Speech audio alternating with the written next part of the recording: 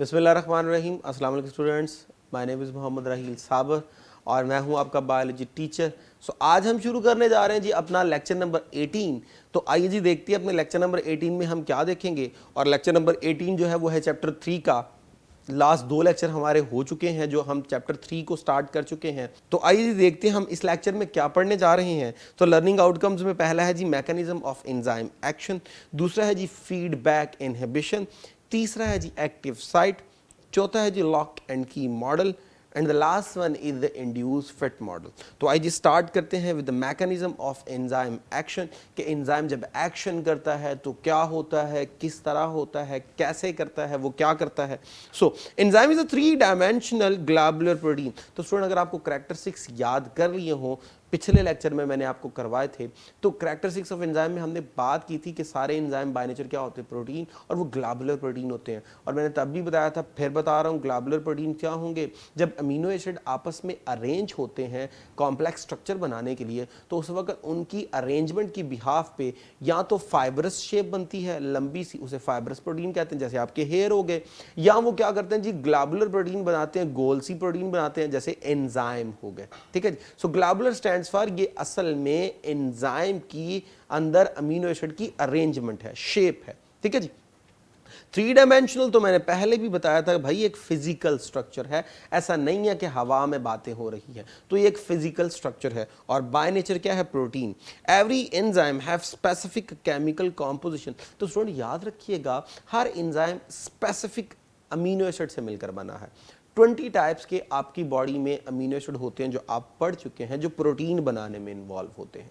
ठीक है जी। अब वो जो 20 टाइप्स के प्रोटीन बनाने वाले अमीनो एसिड हैं, वो अमीनो एसिड डिफरेंट अरेंजमेंट में जुड़ते हैं और जुड़कर क्या करते हैं, प्रोटीन बनाते हैं। और वो प्रोटीन फाइनली क्या करती है जी, एंजाइम बनाती है। So every enzyme has specific shape.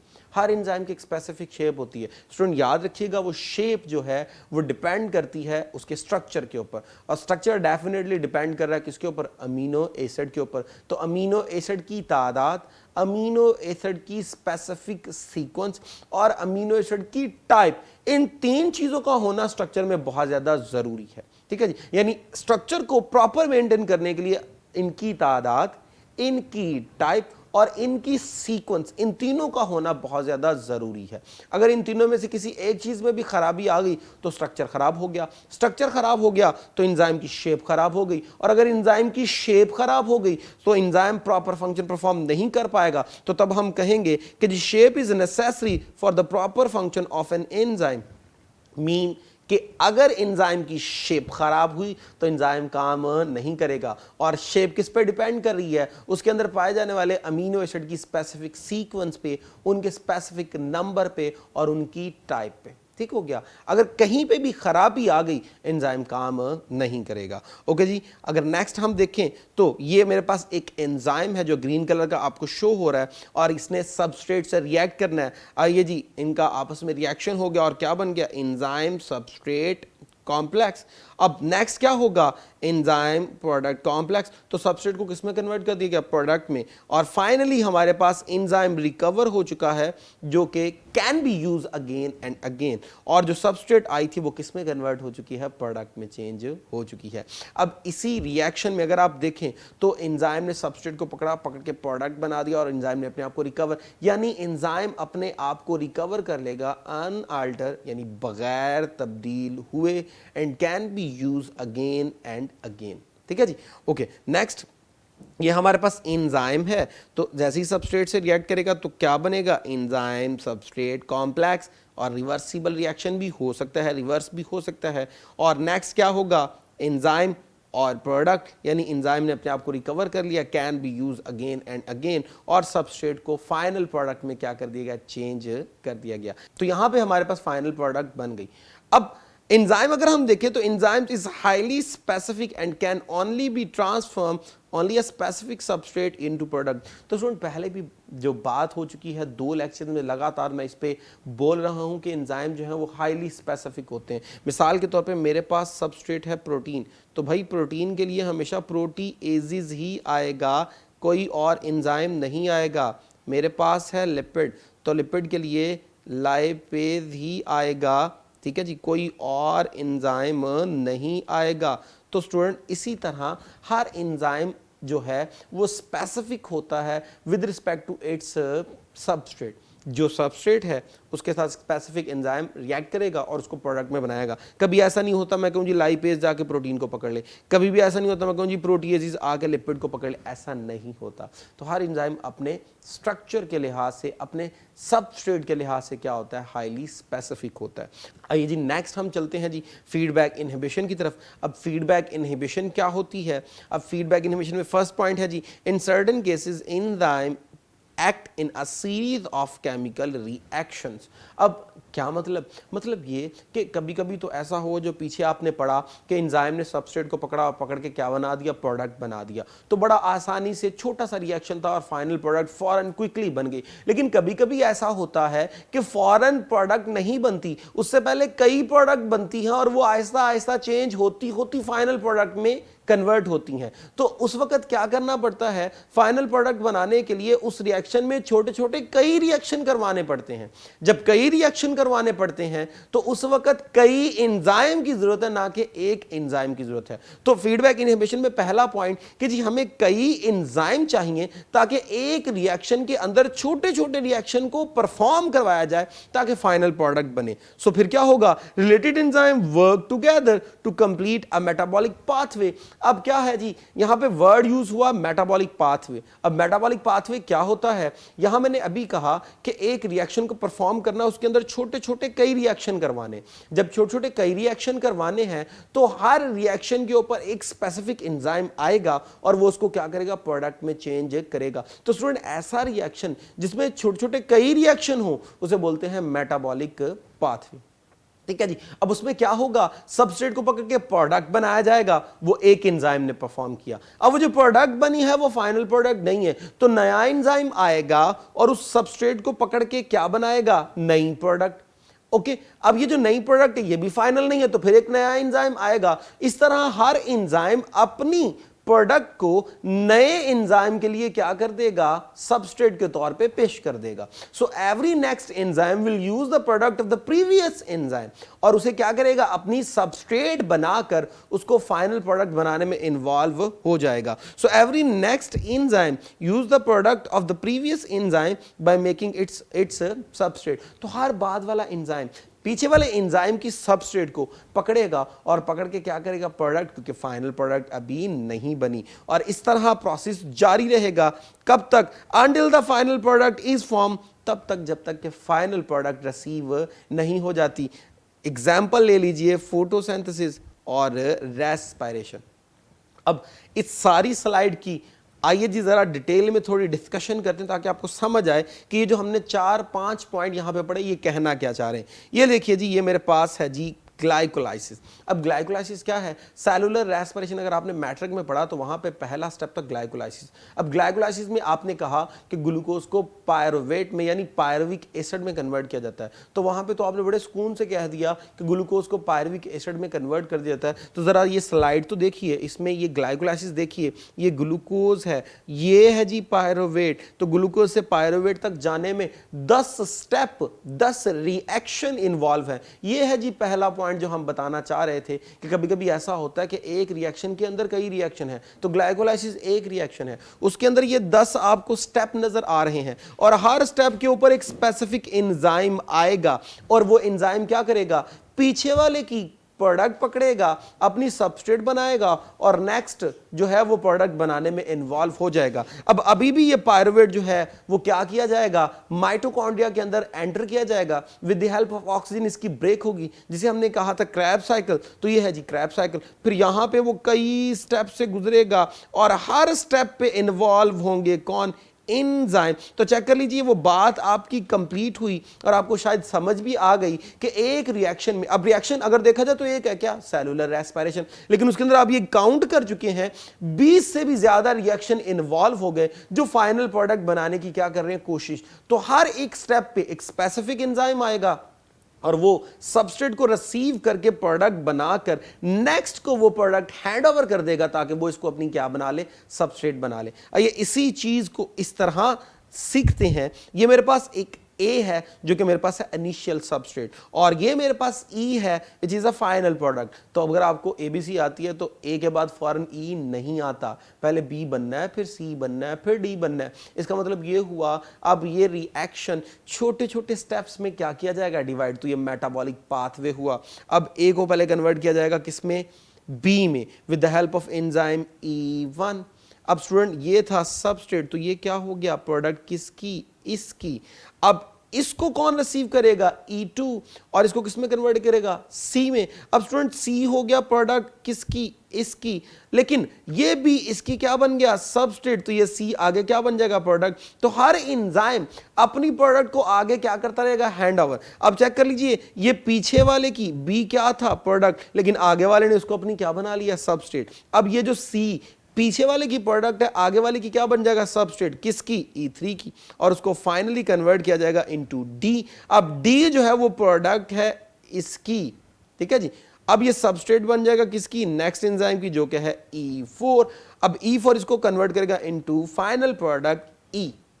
तो इस तरह A से हमने कहां तक गए, E तक। तो देख लीजिए इस एक रिएक्शन के अंदर हमें कई रिएक्शन क्या करने पड़े, परफॉर्म करने पड़े। और जैसे ही ई बन जाएगा तो ये ई क्या करेगा, ये ई जाकर फौरन पहले एंजाइम को इनएक्टिव कर देगा और प्रोसेस को क्या कर दिया जाएगा, स्टॉप। स्टूडेंट इसी को बोलते हैं फीडबैक इनहिबिशन, एक ऐसा प्रोसेस जिसमें प्रोडक्ट अपने ही रिएक्शन को क्या कर दे, स्टॉप कर दे। अब यहाँ पे जो बी था, सी था, डी था, ये फाइनल प्रोडक्ट नहीं थे, तो इसलिए हम इन्हें बोलते हैं इंटरमीडिएट प्रोडक्ट, यानी ऐसी प्रोडक्ट जो रिएक्शन में थोड़ी देर के लिए बनती हैं, बार बार यूज हो जाती हैं, उनकी कोई फाइनल एग्जिस्टेंस नहीं होती।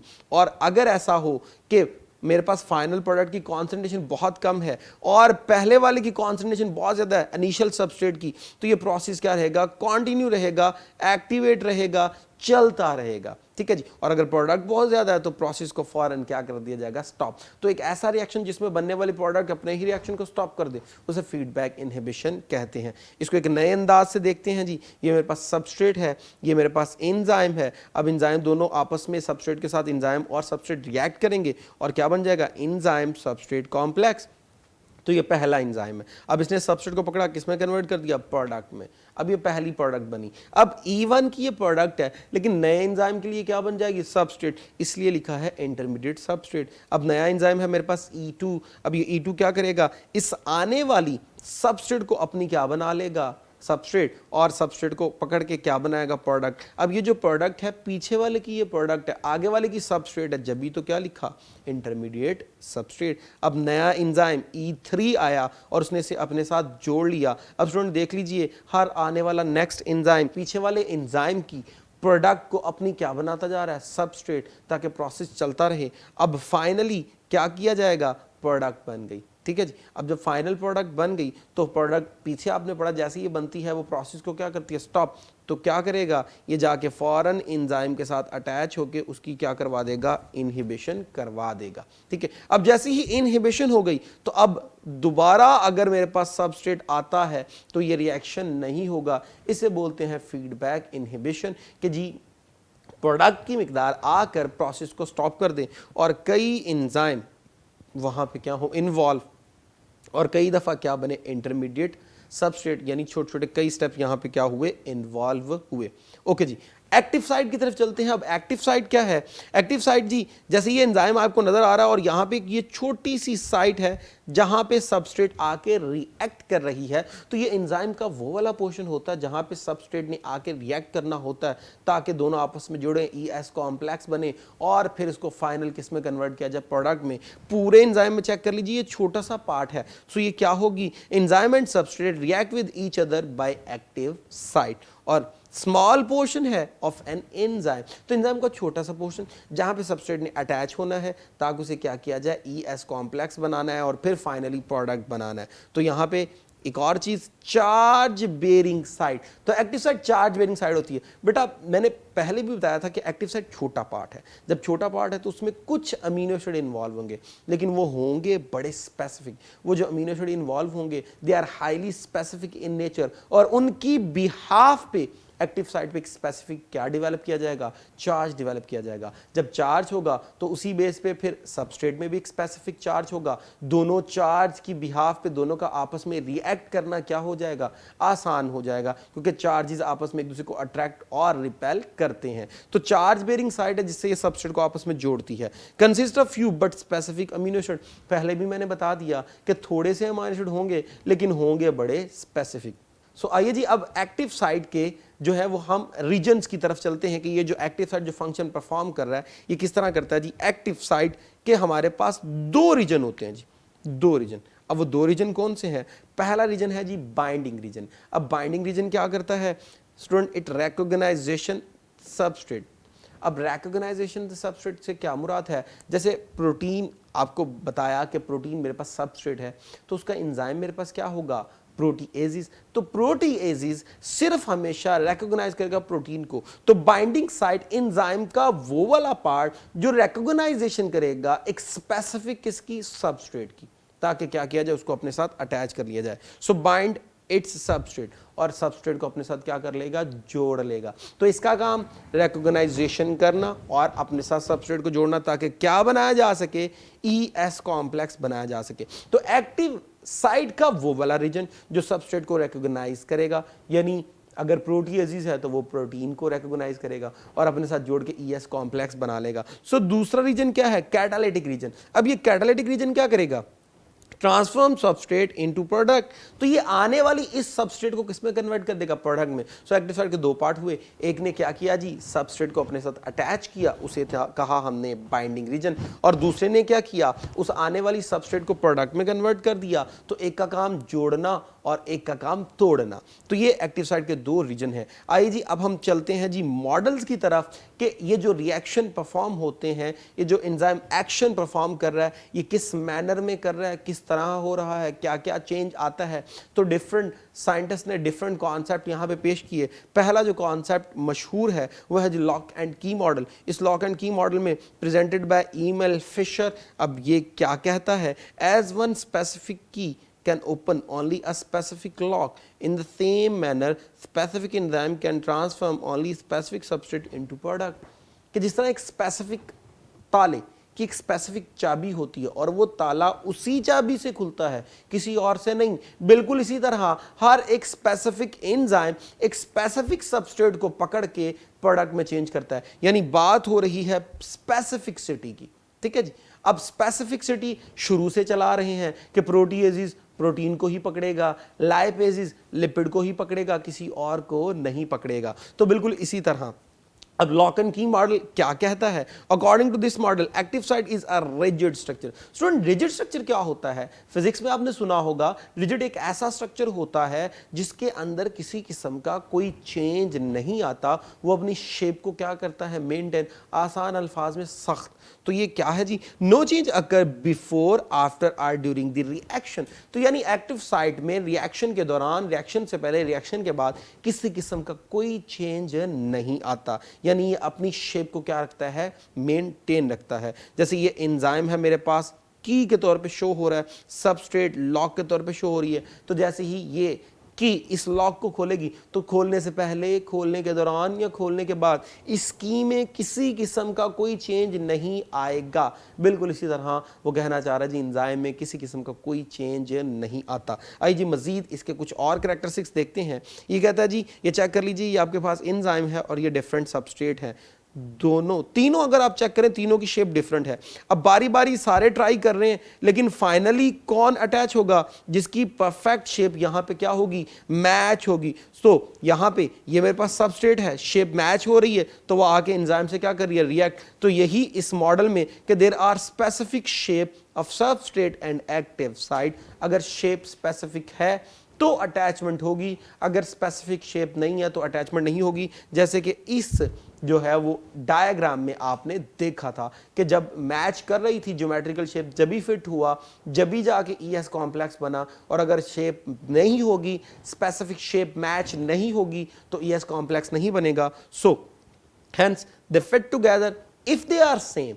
अगर ज्योमेट्रिकल शेप सेम है, और अगर सेम नहीं है तो शेप ना सेम होने पर कभी भी आपके पास ES कॉम्प्लेक्स नहीं बनेगा, तो डेफिनेटली प्रोडक्ट भी आपके पास रिसीव नहीं होगी। ये तो था पहला मॉडल। सो आइए जी चलते हैं जी नेक्स्ट मॉडल की तरफ, which is induce fit model. अब इंड्यूस फिट मॉडल क्या कहता है जी, प्रेजेंटेड बाय कोशलैंड, तो वो एमल फिशर था, ये कॉशलैंड है।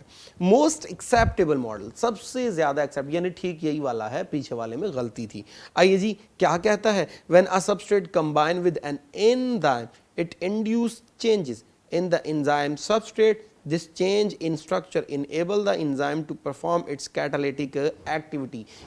यानी जब एक एंजाइम किसी सबस्ट्रेट से रिएक्ट करता है तो एंजाइम में चेंज आ जाता है, और इसी चेंज की बिहाफ पे वो फंक्शन करने में क्या हो जाता है जी, उसे फंक्शन करने में आसानी हो जाती है। आइए ज़रा चेक कीजिए, ये मेरे पास नीचे एंजाइम और ये नीचे आपके पास सबस्ट्रेट, तो जैसे ही एंजाइम और सबस्ट्रेट आपस में रिएक्ट कर रहे हैं तो चेक कर लीजिए एंजाइम में थोड़ा सा क्या आ रहा है, चेंज। लेकिन जैसे ही फंक्शन परफॉर्म हो गया तो परफॉर्म होने के बाद एंजाइम ने अपने आप को रिकवर कर लिया, शेप को बिल्कुल क्या कर लिया, ठीक कर लिया, शेप में किसी किस्म का चेंज नहीं आया, लेकिन ड्यूरिंग रिएक्शन इसमें क्या आ रहा है, चेंज। तो एक ऐसी चीज जिसमें थोड़ी देर के लिए चेंज आए, दोबारा वो अपने आप को चेंज को रिकवर कर ले, वो तो क्या होता है, एक इलास्टिक स्ट्रक्चर। सो इसका मतलब ये हुआ कि एक्टिव साइट रिजिड नहीं होती बल्कि क्या होती है, इलास्टिक, क्योंकि जैसे इसमें चेंज आया इसने अपने आप को क्या कर लिया, रिकवर। सो नेक्स्ट क्या है जी, next according to this model active side is not a rigid, बल्कि ये क्या है, एक इलास्टिक स्ट्रक्चर है। नीचे चेक कर लीजिए जी, एंजाइम सबस्ट्रेट से रिएक्ट कर रहा है, जैसे ही रिएक्ट कर रहा है तो एंजाइम उसको फिट करने के लिए उतना प्रॉपर अपने आप को क्या कर रहा है, चेंज कर रहा है। लेकिन जैसे ही वो चेंज कर रहा है, सबस्ट्रेट को जोड़ लिया, जैसे ही प्रोडक्ट बन जाएगी, एंजाइम अपने आप को दोबारा क्या कर लेगा, रिकवर कर लेगा, अपने शेप में वो चेंज परमानेंट रहने नहीं देगा, यानी शेप में चेंज परमानेंट बेस पे नहीं आता, इसलिए हमने कहा इलास्टिक स्ट्रक्चर है। जबकि वो लॉक एंड की मॉडल क्या कह रहा था, चेंज आता ही नहीं। तो यहां चेंज आता है, चेंज आएगा जब भी ये इस काबिल बनेगा कि ये क्या कर सके, फंक्शन परफॉर्म कर सके। सो स्टूडेंट आज के लिए इतना ही, नेक्स्ट लेक्चर में इंशाल्लाह नए कंटेंट के साथ हाजिर होंगे। अब तक के लिए इजाज़त दीजिए, अल्लाह हाफिज़।